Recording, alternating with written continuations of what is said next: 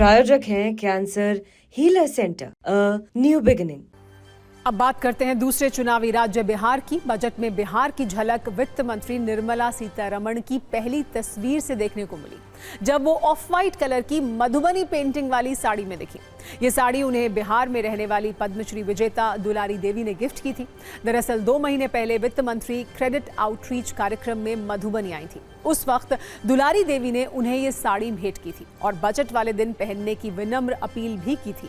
आज बजट पेश करने के दौरान वित्त मंत्री ने उनकी अपील का भी ख्याल रखा और बिहार का भी विशेष ख्याल रखा गया। बिहार के लिए बजट में की गई 7 विशेष घोषणाओं के बारे में आइए आपको बताते हैं। बिहार में राष्ट्रीय मखाना बोर्ड बनाया जाएगा। मखाने के उत्पादन, प्रोसेसिंग और मार्केटिंग में सुधार के लिए बिहार में ये बोर्ड बनेगा। जो लोग मखाना निकालने के काम में लगे हुए हैं वो FPO में ऑर्गेनाइज किए जाएंगे। मखाना बोर्ड किसानों को ट्रेनिंग देगा और सपोर्ट करेगा ताकि उन्हें सरकारी लाभ मिल सके। दूसरा बड़ा ऐलान यह है कि बिहार में राष्ट्रीय प्रौद्योगिकी संस्थान खुलेंगे। इससे छात्रों को लाभ मिलेगा। वित्त मंत्री ने बिहार में 3 नए ग्रीनफील्ड एयरपोर्ट बनाने की बात भी कही है ताकि राज्य की भविष्य की जरूरतों को पूरा किया जा सके। ग्रीनफील्ड एयरपोर्ट को किसी शहर में पहले से मौजूद एयरपोर्ट पर भीड़ को कम करने के उद्देश्य के लिए बनाया जाता है, जिससे वहां लोगों की मौजूदा भीड़ को कम किया जा सके। इसके अलावा पटना एयरपोर्ट की क्षमता को बढ़ाया जाएगा। निर्मला सीतारमण ने यह भी कहा कि IIT पटना का विस्तार होगा। नए हॉस्टल बनाए जाएंगे, यानी छात्रों की संख्या को बढ़ाया जाएगा। बिहार के लिए एक और बड़ा ऐलान, बिहार में पश्चिम कोसी नहर परियोजना शुरू होगी। इससे लगभग 50,000 हेक्टेयर कृषि क्षेत्र को लाभ मिलेगा। बड़ी संख्या में किसानों की इससे मदद होगी। बिहार में national institute of food technology के निर्माण की भी घोषणा की गई है।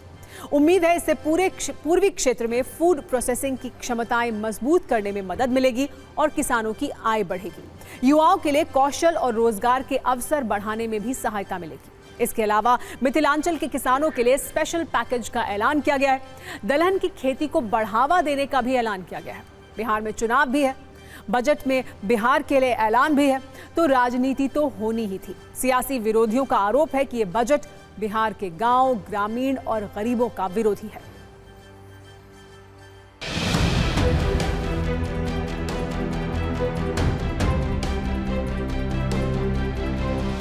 New airports, medical colleges and sports infrastructure in Bihar will be constructed.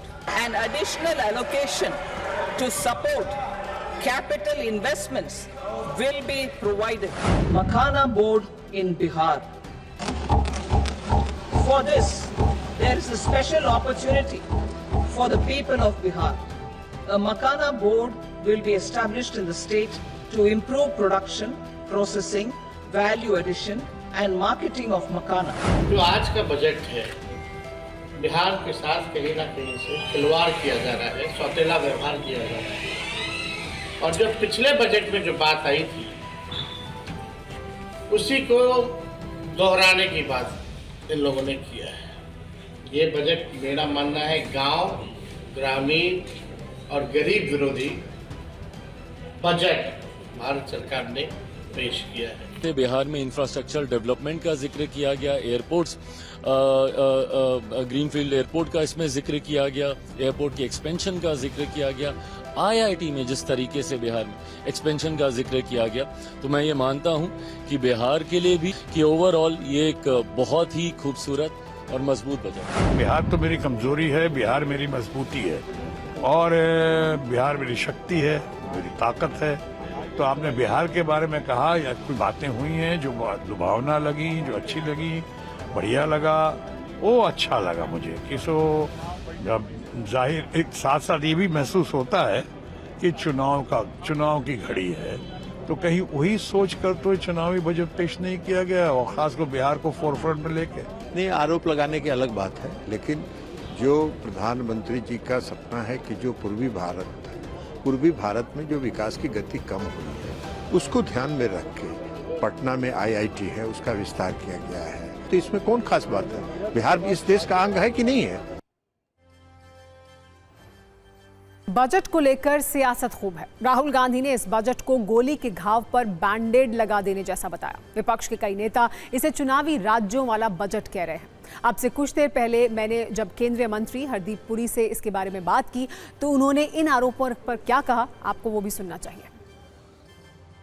Rahul Gandhi कह रहे हैं बुलेट वुंड पे ये बैंडेड है और अरविंद केजरीवाल कह रहे हैं कि देखिए मैंने कहा था आप और भी फायदा पहुंचाएं, यानी जीएसटी में भी फायदा पहुंचाएं, होम लोन और कार लोन में भी फायदा पहुंचाएं, वो मेरी मांगे नहीं मानी है, ये तो मान ली है। इसमें तो खैर उन्होंने 10 लाख ही मांगा था, आपने तो और ज्यादा दे दिया, 12 लाख पे छूट दे दी।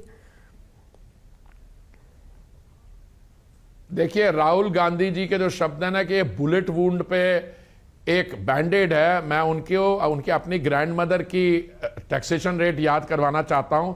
जब 12 लाख की आमदनी पे 11,29,000 टैक्स था और राहुल गांधी जी जब आपकी चलती थी सरकार में तब तो 2.5 लाख था, अब 12 उसका 5 गुना हो गया। अब आपको क्या तकलीफ है?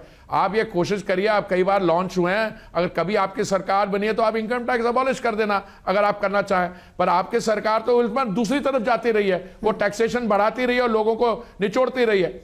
जहां तक केजरीवाल जी की बात है, मुझे थोड़ी हैरानगी ये है, उनकी जो फ्रस्ट्रेशन और डेस्परेशन लेवल है, वो कभी तो पानी में जहर घुमा देता, फिर कभी कहता अरे भाई इसका स्वागत करो।